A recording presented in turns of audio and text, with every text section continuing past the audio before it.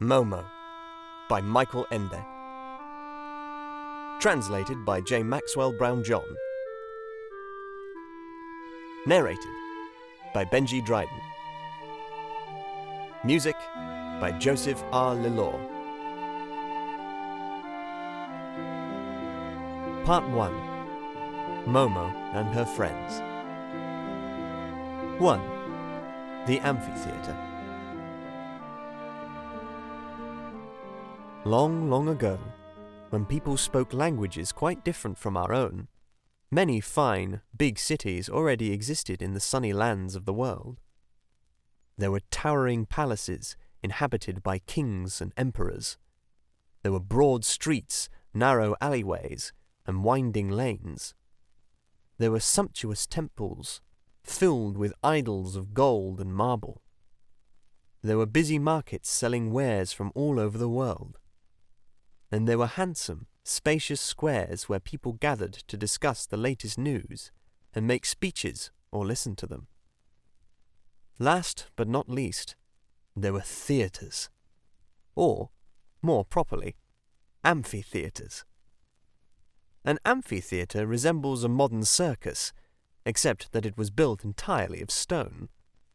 Seats for spectators were arranged in tiers, one above the other, like steps lining the crater of a man-made volcano. Many such buildings were circular, others semicircular, others oval. Some amphitheatres were as big as football stadiums. Others could hold no more than a few hundred people. Some were resplendent with columns and statues, others plain and unadorned. Having no roofs, amphitheatres were open to the sky. This was why, in the more luxurious ones, spectators were shielded from the heat of the sun or from sudden downpours by golden embroidered awnings suspended above their seats. In simple amphitheatres, mats woven of rushes or straw served the same purpose. In short, people made their amphitheatres as simple or luxurious as they could afford, just as long as they had one. For our ancestors were enthusiastic playgoers. Whenever they saw exciting or amusing incidences acted out on stage, they felt as if these make-believe happenings were more real, in some mysterious way, than their own humdrum lives, and they loved to feast their eyes and ears on this kind of reality. Thousands of years have passed since then. The great cities of long ago lie in ruins, together with their temples and palaces. Wind and rain, heat and cold have worn away and eaten into the stonework. Ruins are all that remain of the amphitheatres, too. Crickets now inhabit their crumbling walls, singing a monotonous song that sounds like the earth breathing in its sleep. A few of these ancient cities have survived to the present day, however. Life there has changed, of course. People ride around in cars and buses, have telephones and electric lights.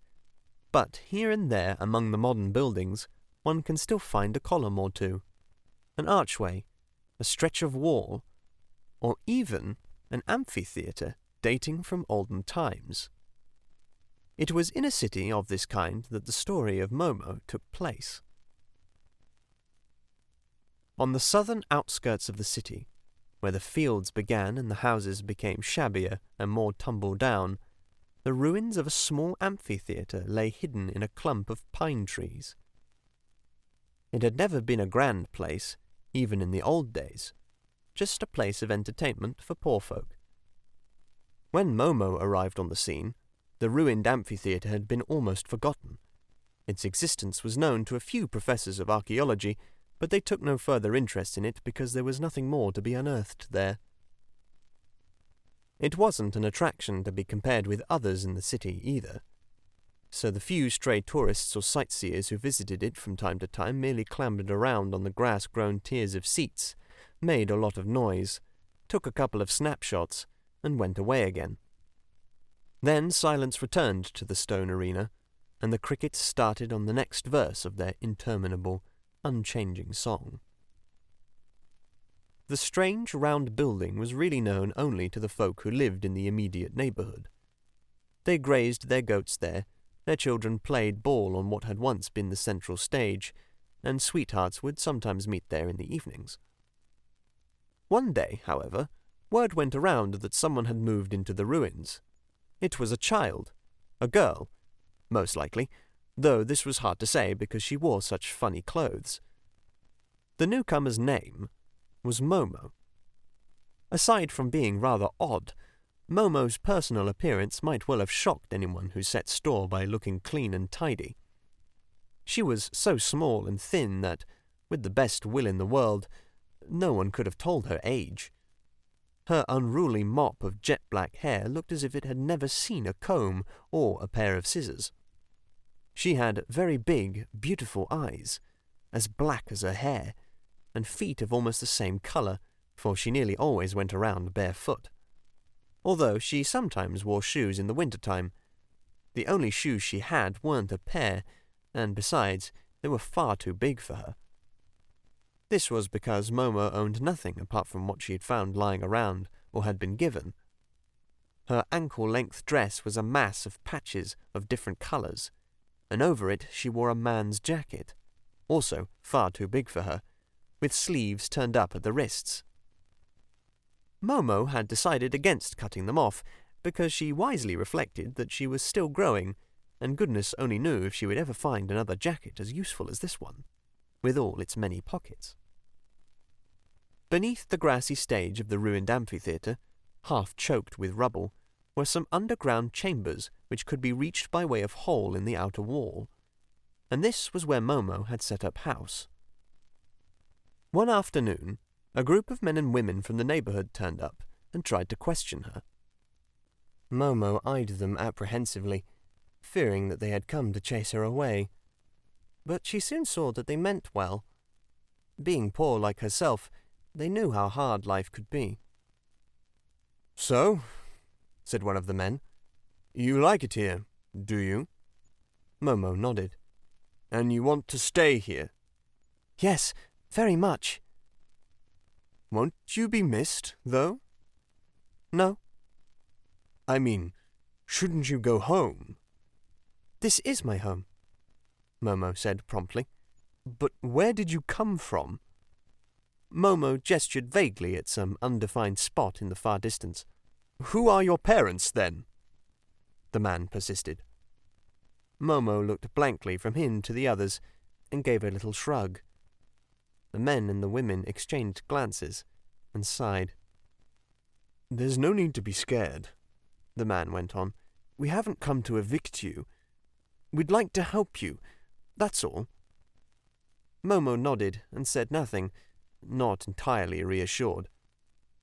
"You're called Momo, aren't you?" "Yes." "That's a pretty name, but I've never heard it before. Who gave it to you?" "I did," said Momo. "You chose your own name?" "Yes." "When were you born?" Momo pondered this. "As far as I can remember," she said at length, "I've always been around." "But don't you have any aunts or uncles or grandparents? Don't you have any relations at all who'd give you a home?"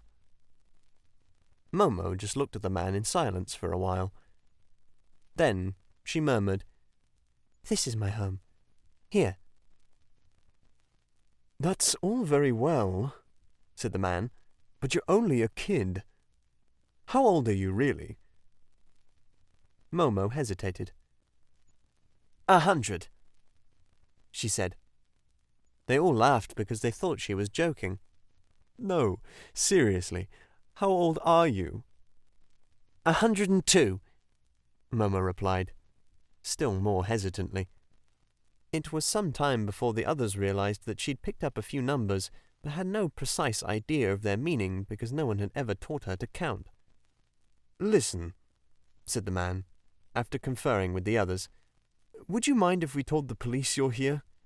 Then you'd be put in a children's home, where they'd feed you and give you a proper bed and teach you reading and writing and lots of other things.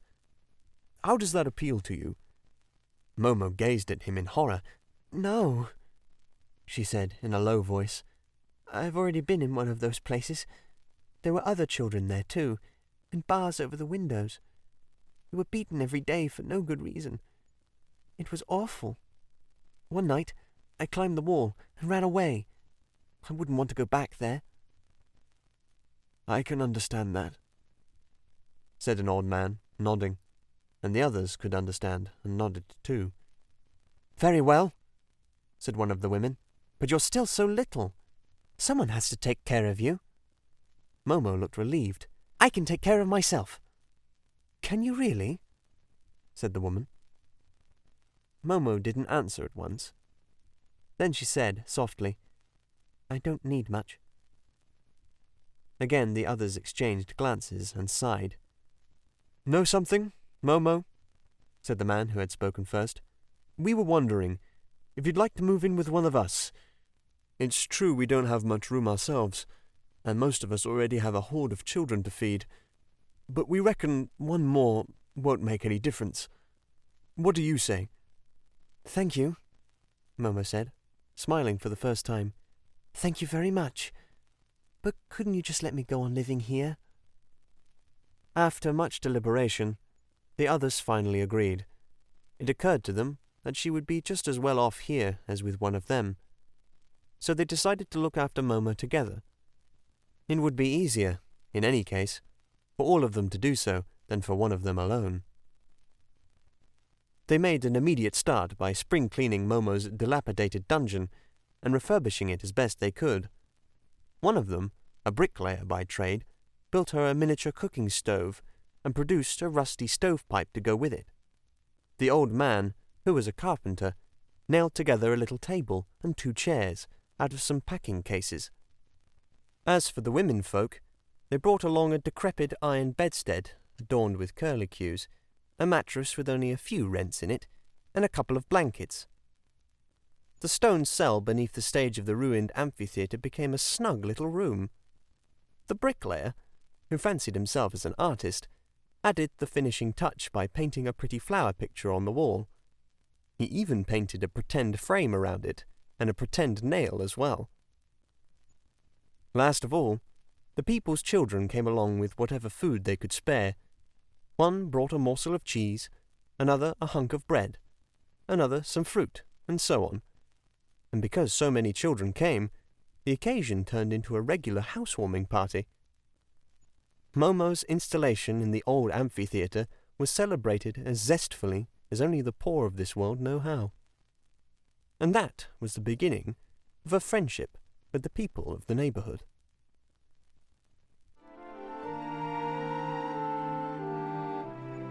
Chapter 2. Listening. Momo was comfortably off from now on, at least in her own estimation. She always had something to eat, sometimes more and sometimes less, depending on circumstances and what people could spare. She had a roof over her head, she had a bed to sleep in, and she could make herself a fire when it was cold. Most important of all, she had acquired a host of good friends. You may think that Momo had simply been fortunate to come across such friendly people. This was precisely what Momo herself thought, but it soon dawned on her neighbours that they had been no less fortunate. She became so important to them that they had wondered how they had ever managed without her in the past. And the longer she stayed with them, the more indispensable she became. So indispensable, in fact, that their one fear was that she might someday move on. The result was that Momo received a stream of visitors. She was almost always to be seen with someone sitting beside her, talking earnestly, and those who needed her but couldn't come themselves would send for her instead. As for those who needed her but hadn't yet realized it, the others used to tell them, "Why not go and see Momo?" In time, these words became a stock phrase with the local inhabitants. Just as they said, "All the best," or "So long," or "Heaven only knows." So they took to saying, on all sorts of occasions, "Why not go and see Momo?" Was Momo so incredibly bright that she always gave good advice, or found the right words to console people in need of consolation, or delivered fair and far-sighted opinions on their problems? No, she was no more capable of that than anyone else of her age. So could she do things that put people in a good mood? Could she sing like a bird, or play an instrument? Given that she lived in a kind of circus, could she dance or do acrobats? No, it wasn't any of these either. Was she a witch, then? Did she know some magic spell that would drive away troubles and cares? Could she read a person's palm or foretell the future in some other way? No. What Momo was better at than anyone else was listening. Anyone can listen, you may say. What's so special about that? But you'd be wrong. Very few people know how to listen properly, and Momo's way of listening was quite unique. She listened in a way that made slow-witted people have flashes of inspiration. It wasn't that she actually said anything or asked questions that put such ideas into their heads. She simply sat there and listened with the utmost attention and sympathy, fixing them with her big, dark eyes, and they suddenly became aware of ideas whose existence they had never suspected. Momo could listen in such a way that worried and indecisive people knew their own minds from one moment to the next, or shy people felt suddenly confident and at ease, or downhearted people felt happy and hopeful. And if someone felt that his life had been an utter failure, and that he himself was only one among millions of wholly unimportant people who could be replaced as easily as broken window panes, he would go and pour out his heart to Momo. And, even as he spoke, he would come to realize by some mysterious means that he was absolutely wrong. That there was only one person like himself in the whole world, and that, consequently, he mattered to the world in his own particular way. Such was Momo's talent for listening. One day, Momo received a visit from two close neighbours who had quarrelled violently and weren't on speaking terms. Their friends had urged them to go and see Momo, because it didn't do for neighbours to live at daggers drawn. After objecting at first, the two men had reluctantly agreed. One of them was the bricklayer who had built Momo's stove and painted the pretty flower picture on her wall. Salvatore by name. He was a strapping fellow with a black moustache that curled up at the ends. The other, Nino, was skinny and always looked tired. Nino ran a small inn on the outskirts of town, largely patronized by a handful of old men who spent the entire evening reminiscing over one glass of wine. Nino and his plump wife Liliana were also friends of Momo's, and had often brought her good things to eat.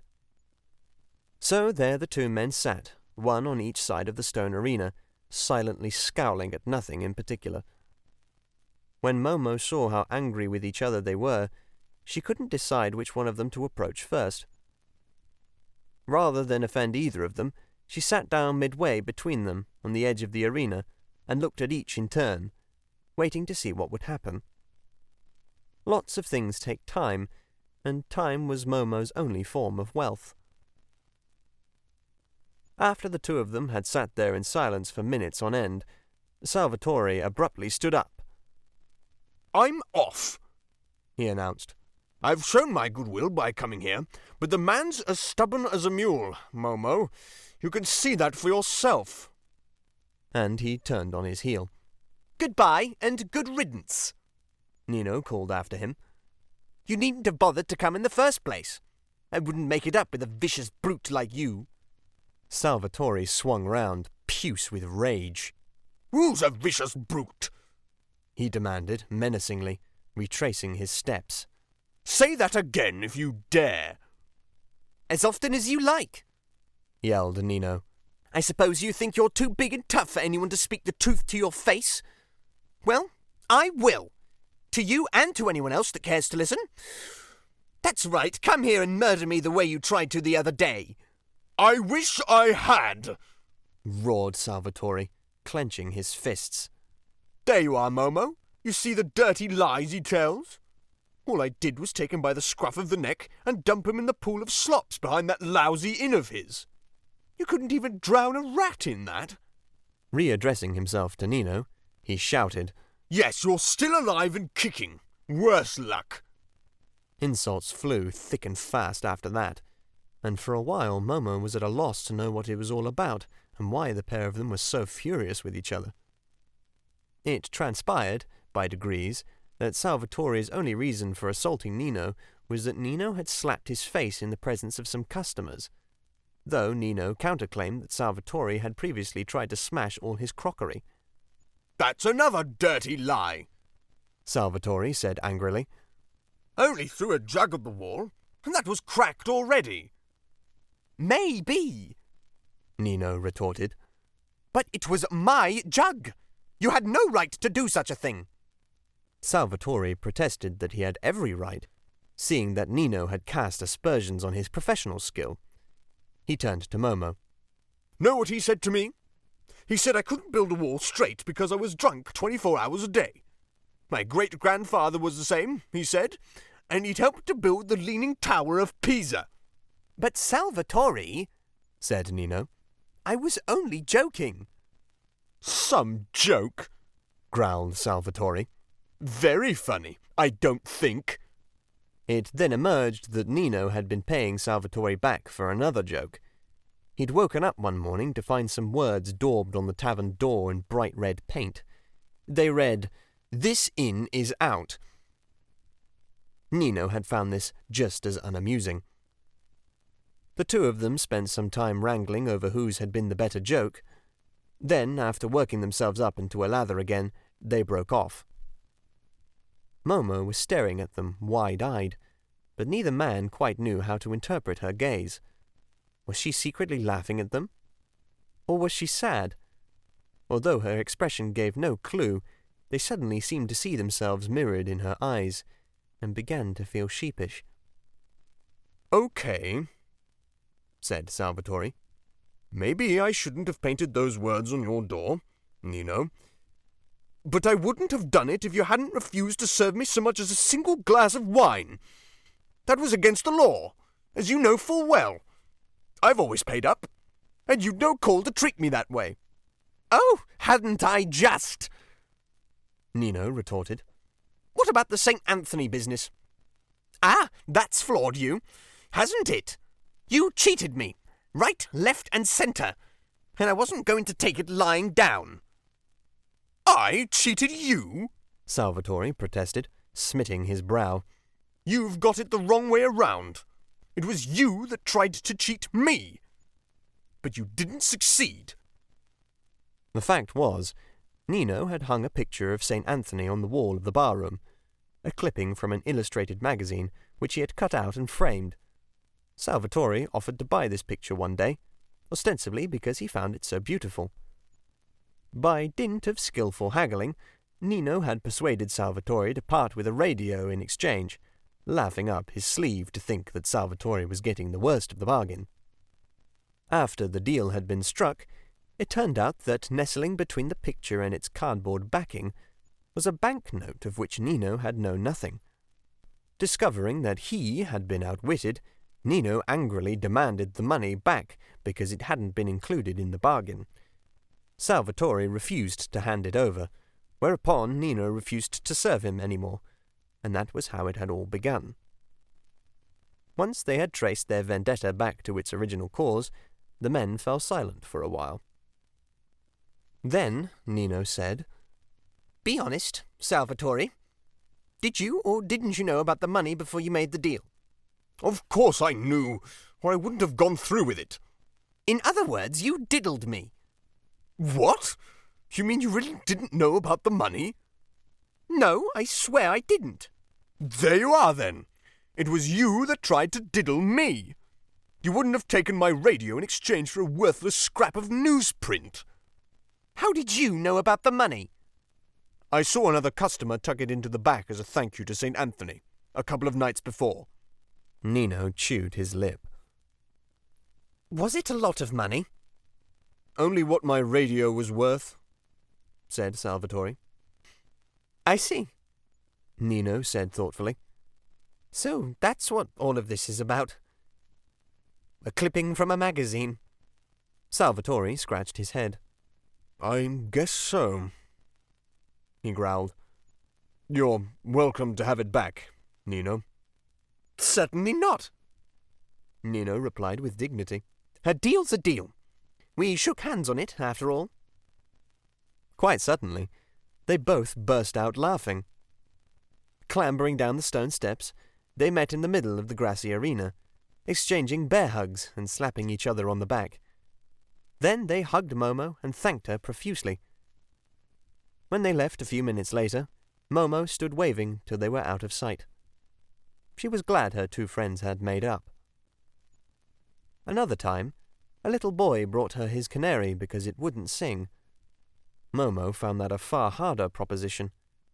She had to sit and listen to the bird for a whole week before it started to trill and warble again. Momo listened to everyone and everything, to dogs and cats, crickets and tortoises, even to the rain and the wind in the pine trees, and all of them spoke to her after their own fashion. Many were the evenings when, after her friends had gone home, she would sit by herself in the middle of the old stone amphitheatre, with the sky's starry vault overhead, and simply listen to the great silence around her. Whenever she did this, she felt she was sitting at the centre of a giant ear, listening to the world of the stars, and she seemed to hear a soft but majestic music that touched her heart in the strangest way. On nights like these, she always had the most beautiful dreams.